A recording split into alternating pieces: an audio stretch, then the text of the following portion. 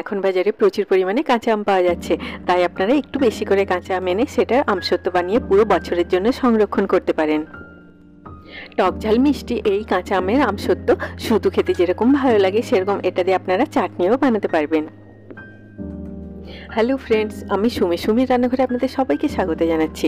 আজকে আমি আপনাদের সাথে শেয়ার করব কিভাবে খুব সহজেই বাড়িতে বানিয়ে নেবেন টক ঝাল মিষ্টি কাঁচা আমের আমসত্ত্ব, তারই কিছু টিপস।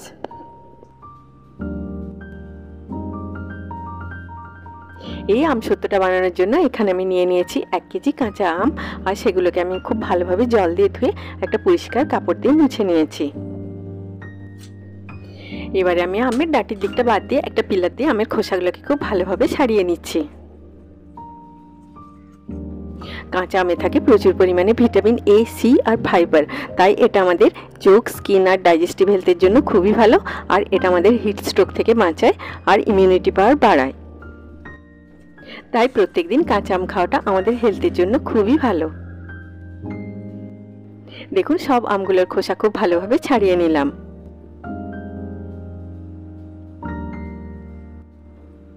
এবারে আমি আমগুলোকে রাফলি কেটে নিচ্ছি। এগুলো ছোট ছোট টুকরো করার কোনো দরকার নেই। আটির চারদিকের আমের শাঁসটাকে যতটা সম্ভব হবে আপনারা কেটে নেবেন। দেখুন, এই একইভাবে আমি আমগুলোকে এরকম টুকরো করে নিলাম।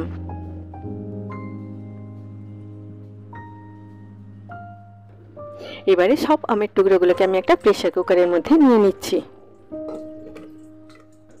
আমের আটিগুলোকেও আপনারা প্রেসার কুকারের মধ্যে নিয়ে নেবেন। এবার আমি এর মধ্যে দিয়ে দিলাম 1 কাপের মতো জল। এখানে আমের টুকরোগুলো জলে ডুবে থাকার কোনো দরকার নেই, যে জলটা দেওয়া হয়েছে তার স্টিমেই আমগুলো সেদ্ধ হয়ে যাবে। এবারে আমগুলোকে প্রেসার কুক করে নিচ্ছি। যতক্ষণে আমগুলো সেদ্ধ হচ্ছে, আসুন আমরা থালাগুলোকে গ্রিজ করে নিই। স্টিলের থালার উপরে অল্প তেল দিয়ে এইভাবে আপনারা থালাগুলোকে গ্রিজ করে নেবেন। দেখুন, আমগুলো খুব ভালোভাবে সেদ্ধ হয়ে গেছে। হাই ফ্লেমে আমি একটা হুইসেল দিয়েছিলাম, তারপরে ফ্লেমটাকে লো করে দিয়ে আরেকটা হুইসেল দিয়ে গ্যাসের ফ্লেমটা অফ করে দিয়ে ন্যাচারালি প্রেসারটাকে রিলিজ হতে দিয়েছিলাম।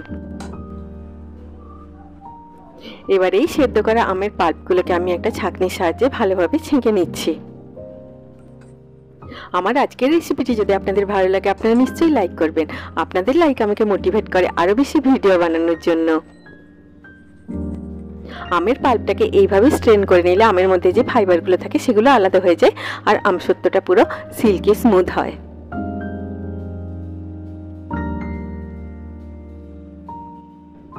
আমের আটির চারদিকে যে পাল্পটা লেগে থাকে সেটাকেও আপনারা এভাবে স্ক্রেপ করে নিয়ে স্ট্রেন করে নেবেন।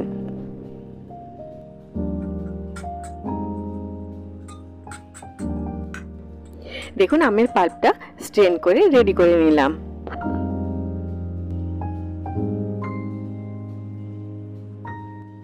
এবার আমি আমের পাল্পটাকে একটা কড়াইয়ের মধ্যে ট্রান্সফার করে নিলাম। একটু নাড়াচাড়া করে নিয়ে দিয়ে দিলাম 1 কাপ চিনি। চিনি কতটা দেবেন সেটা ডিপেন্ড করছে আমগুলো কতটা টক সেটার উপরে। আপনাদের আমগুলো যদি একটু বেশি টক হয়, আপনারা আরেকটু বেশি চিনিও দিতে পারেন। দিয়ে দিলাম 1 টিস্পুন পাতিলেবুর রস। এই পাতিলেবুর রসটা দিলে চিনিটা ক্রিস্টালাইজ হয়ে আমসত্ত্বর টেক্সচারটা দানা দানা হয়ে যাবে না। গ্যাসের ফ্লেমটাকে মিডিয়ামে রেখে সব উপকরণগুলোকে খুব ভালোভাবে মিশিয়ে নিলাম।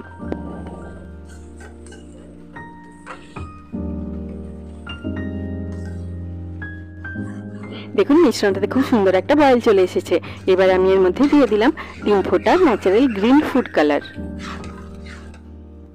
আপনারা এই ফুড কালারটা না দিতেও পারেন, এটা দিলে আমসত্ত্বর কালারগুলো শুধু একটুখানি সবুজ হয়, স্বাদের কোনো ফারাক হয় না। আপনারা যদি খাবারে কোনো কালার ব্যবহার করেন তবে নিশ্চয়ই দেখে নেবেন যে সেগুলো ন্যাচারাল ফুড কালার কিনা। যেমন এটা পালং শাকের এক্সট্রাক্ট থেকে তৈরি হয়েছে।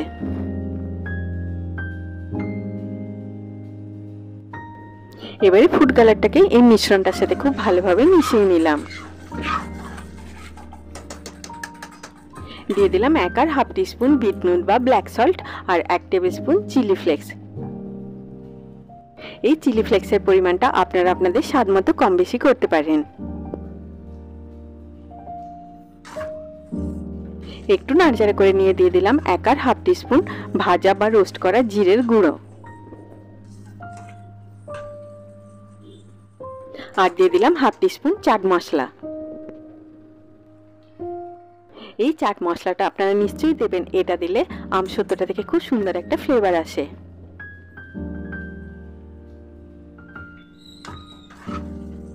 এবার আমি সব উপকরণগুলোকে খুব ভালোভাবে মিশিয়ে নিয়ে লো টু মিডিয়াম ফ্লেমে এটাকে কুক করে নিচ্ছি যতক্ষণ না এটা একটু ঘন হয়ে আসছে। এই সময় এটাকে আপনারা কন্টিনিউয়াসলি নাড়াচাড়া করতে থাকবেন, নয়তো এটা তলায় লেগে যেতে পারে।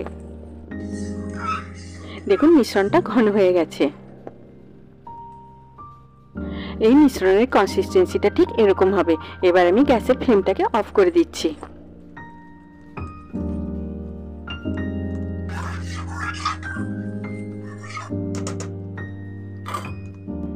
মিশ্রণটা গরম থাকতে থাকতেই আমি গ্রিজ করা থালার মধ্যে এই মিশ্রণটাকে ঢেলে নিচ্ছি।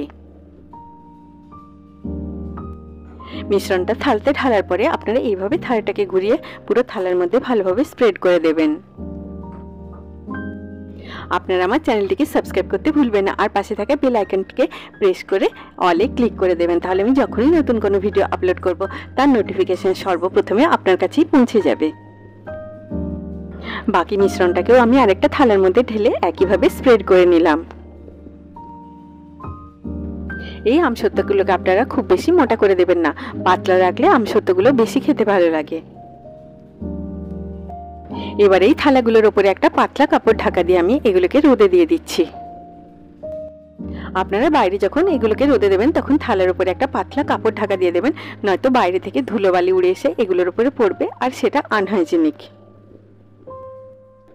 দেখুন 3 দিন রোদে দেবার পরে আমসত্ত্বগুলো খুব সুন্দরভাবে শুকিয়ে গেছে। এবারে এটা চারদিকে একটা ছুরির সাহায্যে এইভাবে কাট দিয়ে এটাকে আমি থালা থেকে উঠিয়ে নিচ্ছি।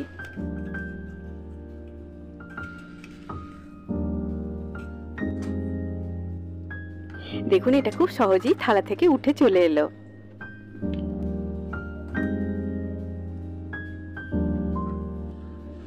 আপনারা নিশ্চয়ই দেখেই বুঝতে পারছেন যে আমসত্ত্বর টেক্সচারটা কতটা সুন্দর হয়েছে।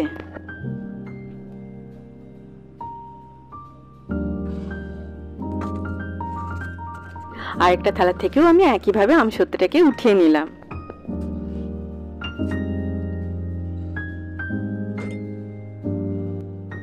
এই আমসত্ত্বগুলোকে আপনারা এইভাবে কেটে রোলও করে নিতে পারেন, আবার আপনাদের পছন্দের সাইজের পিসও করে নিতে পারেন।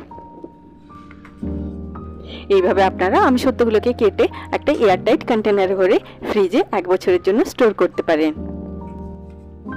যদিও এগুলো এতদিন থাকবে না, কারণ এগুলো খেতে এতটাই সুন্দর হয় যে দেখবেন তার আগেই এগুলো শেষ হয়ে গেছে।